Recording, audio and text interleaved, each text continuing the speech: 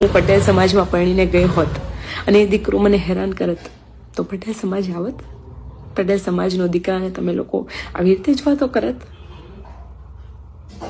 કેટલી દીકરીઓ એવી છે કે જે પટેલ સમાજની અંદર પણ હેરાન થાય છે. ત્યાં જઈને વાતો કરવું હતું કે મને મારું ઘર અપનાવશે, કારણ કે મેં અવળી થઈ, મેં મારા ઘર માટે જે કર્યું છે.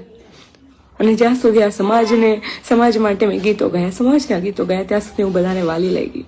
ત્યાં સુધી બધાને મારા જેવું કોઈ સારું નહોતું લાગતું.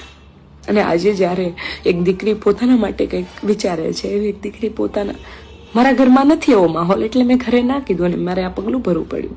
પણ હા, જેટલા પણ સમજે છે એ લોકોને કહું છું કે ઘરમાં એવો માહોલ બનાવો કે દીકરી ભાગે નહીં. અને દીકરી તમને સામેથી કહી શકે કે મને પ્રેમ છે. પ્રેમ કરવો એ કંઈ ગુનો નથી. જો મારા બાપનો જીવ બળતો હોય તો હું પણ એક દીકરી છું અને મારામાં પણ જીવ છે અને મારો જીવ બળ્યો છે. આજે તમે આખા સમાજે થઈને મને ચર્ચાનો વિષય કરી નાખ્યો છે.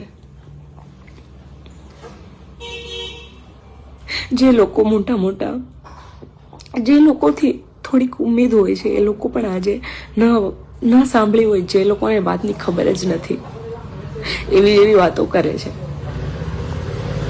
જ્યારે હું પટેલ સમાજમાં પરણીને ગઈ હોત અને એ દીકરો મને હેરાન કરત તો પટેલ સમાજ આવત? પટેલ સમાજનો દીકરાને તમે લોકો આવી રીતે જ વાતો કરત? કેટલી દીકરીઓ એવી છે કે જે પટેલ સમાજની અંદર પણ હેરાન થાય છે. ત્યાં જઈને વાતો કરો. હું ખુશ છું અને મારું જીવન છે, આખી દુનિયાનું નથી. હરેક વ્યક્તિનું પોતાનું જીવન હોય છે.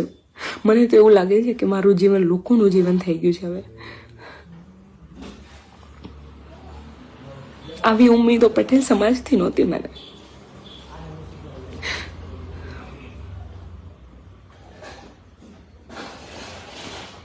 બની શકે ને તો કોઈ પણ દીકરીને આવી રીતે હેરાન ન કરતા તમે. તમારા ઘરે પણ દીકરી છે.